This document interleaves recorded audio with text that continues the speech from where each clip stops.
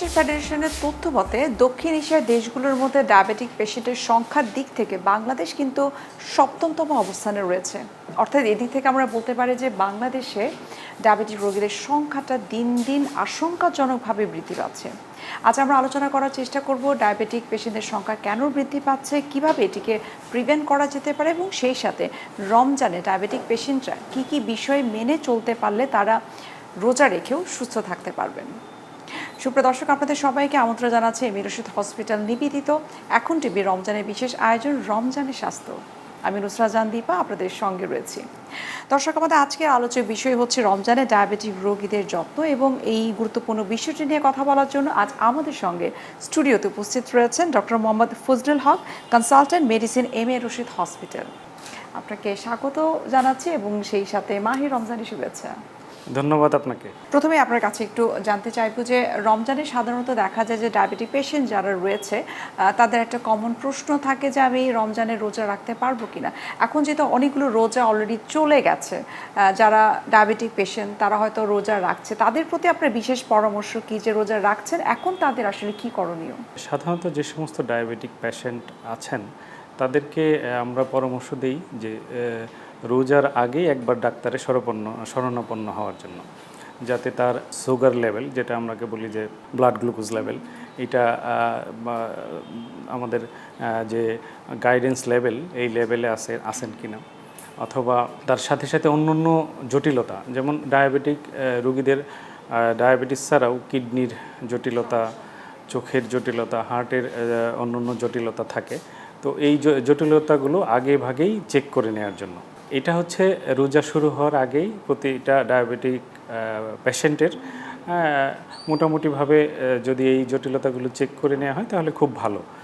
আর সে রোজা রাখতে পারবে কি না এটা সম্পূর্ণভাবে নির্ভর করে তার স্বাস্থ্যের কন্ডিশনের উপর। যদি মোটামুটি দেখা যায় যে ব্লাড গ্লুকোজ লেভেল আমাদের নর্মাল লেভেলে আছেন এবং অন্যান্য জটিলতাগুলো আমাদের নিয়ন্ত্রণে আছেন, তাহলে রোজা রাখা মানে খুবই সম্ভব, এটাতে কোনো অসুবিধা হয় না।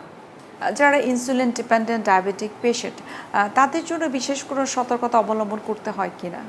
ইনসুলিন ডিপেন্ডেন্ট যে সমস্ত রোগী থাকেন তাদের সবচেয়ে বেশি জটিলতা দেখা দেয় আমাদের যে ব্লাড গ্লুকোজ লেভেল ফল করে যায়, যেটা আমরা আমাদের ভাষায় হাইপোগ্লাইসেমিয়া বলি। এটা যেহেতু সেহরির পরে একটা বিশাল লম্বা সময় না খেয়ে থাকতে হয়, সেই জন্য ডায়াবেটিসের রোগীদের ব্লাড গ্লুকোজ লেভেল হঠাৎ করে নেমে যেতে পারে, যেটা বিলো আমরা যেটা বলি যে লেস দেন 3-এর নিচে নেমে গেলে এই ব্লাড গ্লুকোজ লেভেল কমে যাওয়ার জন্য হাইপোগ্লাইসেমিয়ার সিমটমগুলো হয়, যেমন তার শরীর হঠাৎ করে ঘেমে যাবে, বুক ধরপড় করবে, অস্থিরতা হবে এবং শেষে দেখা যায় যে ক্রিটিক্যাল পয়েন্টের নিচে নেমে গেলে অজ্ঞান হয়ে যেতে পারে। এইটা যেটাকে আমরা বলে থাকি ইনসুলিন শকে চলে যাওয়া। মোটামুটি ইনসুলিন শক বলতে পারেন, কিন্তু আমাদের মোর অ্যাকুরেট টার্ম আমরা হাইপোগ্লাইসেমিয়া যেটা বলি, হাইপোগ্লাইসেমিক শক বলি, এটা হতে পারে। এটা একটু ডেঞ্জারাস, কারণ আমাদের যেটা বলা হয় যে অনেকক্ষণ হাইপারগ্লাইসেমিয়া মানে ব্লাড গ্লুকোজ লেভেল বেশি থাকা যেরকম ক্ষতি হয় তার চেয়ে বেশি ক্ষতি একবার যদি হাইপোগ্লাইসেমিয়া হয়ে যায়। ইনসুলিন যারা নেন অথবা কিছু কিছু ঔষধ আছে ওগুলোতেও এই সমস্যাটা বেশি হতে পারে। এটাই সবচেয়ে সতর্কতার বিষয় রোজার মধ্যে ইনসুলিন ডিপেন্ডেন্ট যে সমস্ত পেশেন্ট আছে তাদের জন্য। আচ্ছা, আপনি তো খুব চমৎকার করে বলেন যে ইনসুলিন ডিপেন্ডেন্ট ডায়াবেটিক পেশেন্ট যারা রয়েছেন তাদের ক্ষেত্রে তাদের মেডিসিন বা ইনসুলিনের ম্যানেজমেন্টটা খুব বেশি গুরুত্বপূর্ণ। অনেক ক্ষেত্রে রোগীরা কিন্তু ডাক্তারের পরামর্শ বা পারমিশন অনুযায়ী কিন্তু দেখা যায় তারা ডোজ একটু কম বেশি করে থাকে, কিন্তু অনেক ক্ষেত্রে রোগীরা কিন্তু সেটার একটু মিস ইউজ করে থাকে। ডাক্তার পরামর্শ ছাড়াই যখন দেখা যায় তিনি একটু বেশি খেয়ে ফেলেছেন তখন সেই ডোজটাকে তিনি বাড়িয়ে ফেলছেন, আবার কমিয়ে ফেলছেন, আবার বাড়িয়ে ফেলছেন। এটিকে আসলে তার কিডনির উপরে বা ওভারঅল স্বাস্থ্যের উপরে কোনো ক্ষতিকর প্রভাব ফেলতে পারে কিনা? আমাদের দেশে যেটা হয় অনেক সময় রোগীরা, যেহেতু ডায়াবেটিস একটা দীর্ঘস্থায়ী রোগ এবং ইনসুলিন নেওয়া প্রতিদিন 2বার অথবা 3বার অনেক কষ্টকর ব্যাপার, অনেক সময় রোগীরা এটা বাদ দিতে চায়। হয়তো বা দেখা যায় যে বিভিন্ন সময় বিভিন্ন মানুষের কাছ থেকে শুনে ইনসুলিনটা নিতে চায় না, ইনসুলিন থেকে নিজেরাই ওষুধে কনভার্ট করে চলে যায়, অথবা 2-1 দিন পর পর ইনসুলিন নেওয়া, অথবা 7 দিন পর পর ইনসুলিন নেওয়া, এইরকম হয়। তো অথবা দেখা গেল ডাক্তার তাকে প্রেসক্রাইব করেছে দিনে 3 বার নেওয়ার জন্য, উনি 2 বার নিচ্ছেন।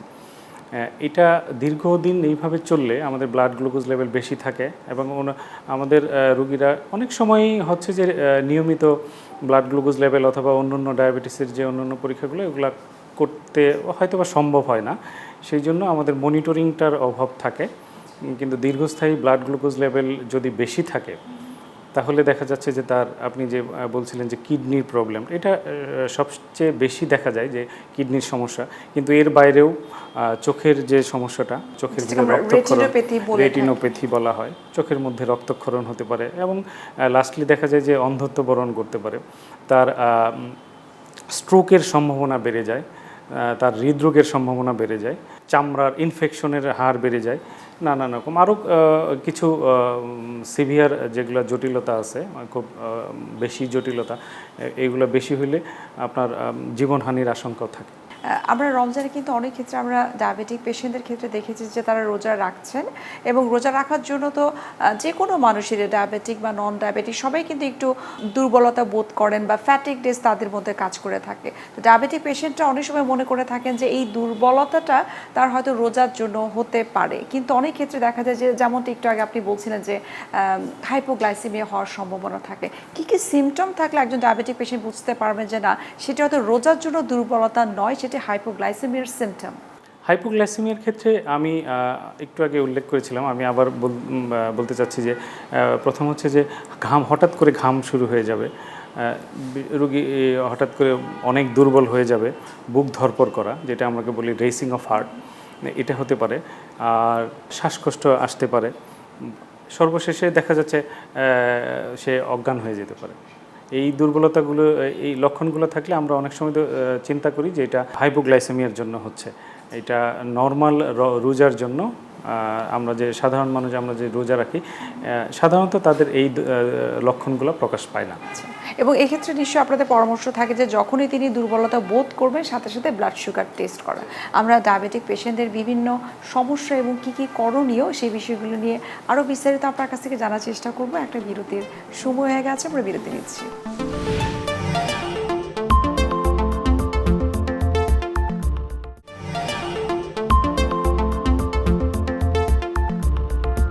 বিরতির আগে আমরা কথা বলছিলাম যে ডায়াবেটিক পেশেন্টদের আর কি কি বিষয় মেনে চলা উচিত সেগুলো আপনার কাছ থেকে জানার চেষ্টা করব। এখন ডায়াবেটিক পেশেন্টদের আরও একটা প্রশ্ন থাকে, সেটা হচ্ছে যে আমরা সবাই জানি যে ব্লাড সুগার কন্ট্রোলের জন্য হাঁটাহাঁটি করা, যে কোনো ধরনের physical activities is very important, কিন্তু রমজানে এই ডায়াবেটিক পেশেন্টগুলো একটু চিন্তা করে যে আমি আসলে হাঁটবো কখন।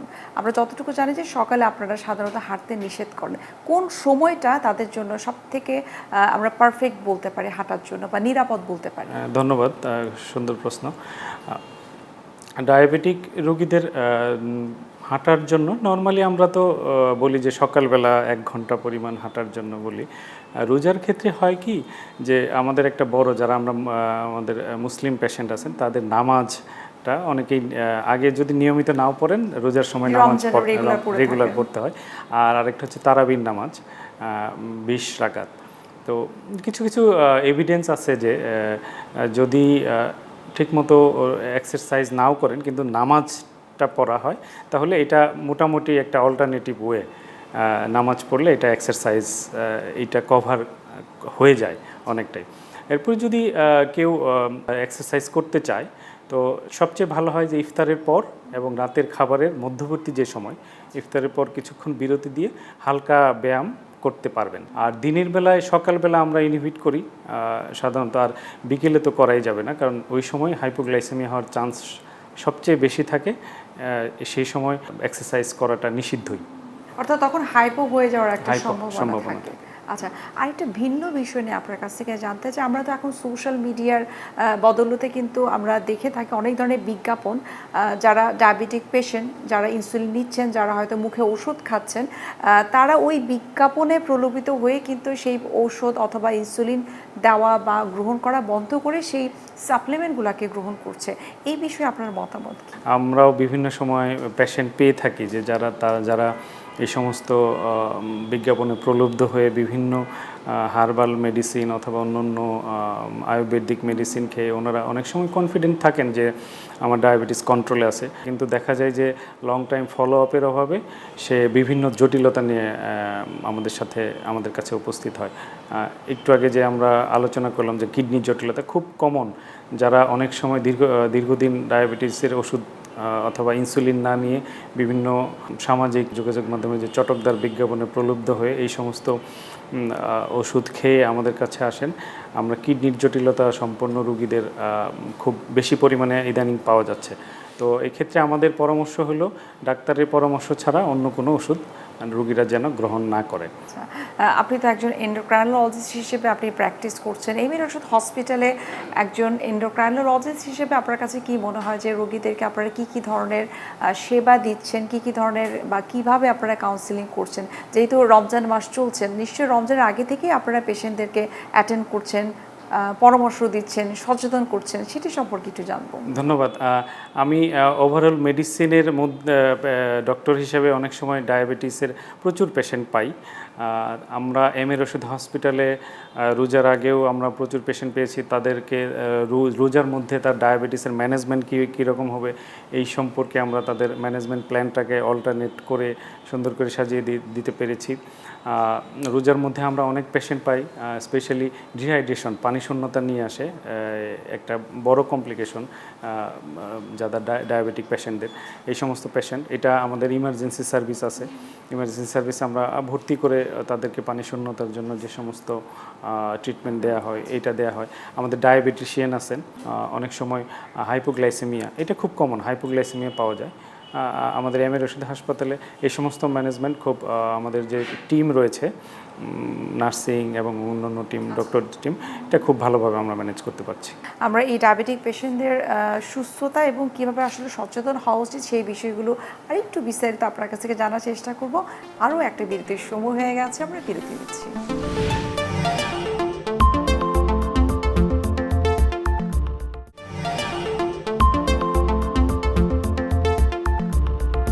বিরতির আগে আমরা কথা বলছিলাম যে ডায়াবেটিক পেশেন্টদের আসলে কোন কোন বিষয়ে সচেতন হওয়া উচিত। আরেকটা গুরুত্বপূর্ণ বিষয় রয়েছে যেটি নিয়ে আমরা একটু কম আলোচনা করে থাকি, সেটা হচ্ছে ডায়াবেটিক ফুট কেয়ার।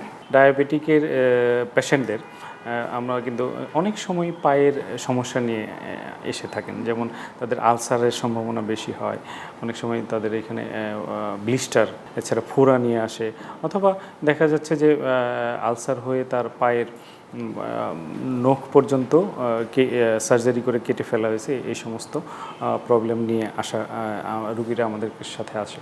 তো সেই জন্য ডায়াবেটিক রুগীদের ফুড কেয়ার যেটা খুবই গুরুত্বপূর্ণ। প্রথম হচ্ছে যে সাধারণ ম্যানেজমেন্ট, যেমন ডায়াবেটিসটা কন্ট্রোলে রাখা, তো এটা খুবই গুরুত্বপূর্ণ। দ্বিতীয়ত রেগুলার চেক আপ করা প্রতিদিন, স্পেশালি আমাদের জামালপুরে যেটা হচ্ছে যে গ্রামীণ এলাকা, এখানে পেশেন্টরা অনেক সময় জুতা সব সময় পরেন না, পায়ে আঘাত পাওয়ার সম্ভাবনাটা বেশি থাকে। আমরা রোগীদেরকে বলি যে তারা নিয়মিত পাটা নিজেরাই চেক করেন, ভালো, স্পেশালি সন্ধ্যার সময় ভালো করে পরিষ্কার করে যে পাটা চেক করে কোনো স্ক্র্যাচ মার্ক অথবা কাটা ছেঁড়া কোনো অংশ আছে কিনা, এগুলা খুব ভালো করে যত্ন নিতে হয়। তারপর হচ্ছে রেগুলার ডায়াবেটিক ফুডের ক্ষেত্রে যেটা বলা হয় যে 3 মাস পর ডাক্তারের সাথে কথা বলা, কিছু পরীক্ষা রয়েছেন, ফিজিক্যাল এক্সামিনেশন যেটা আমরা বলি, শারীরিক পরীক্ষা, ওটা দিয়ে দেখতে পারি যে তার পায়ের কী অবস্থা, কোথাও কোনো অবশ আছে কিনা, সেন্সেশনের কোনো প্রবলেম আছে কিনা, এগুলো আমরা চেক করতে পারি। ডায়াবেটিক ফুডের ক্ষেত্রে যেটা হয়, আমাদের ডায়াবেটিসের একটা কমপ্লিকেশন যে ডায়াবেটিক নিউরোপ্যাথি, এটা পা দিয়ে অনেক সময় শুরু হতে পারে।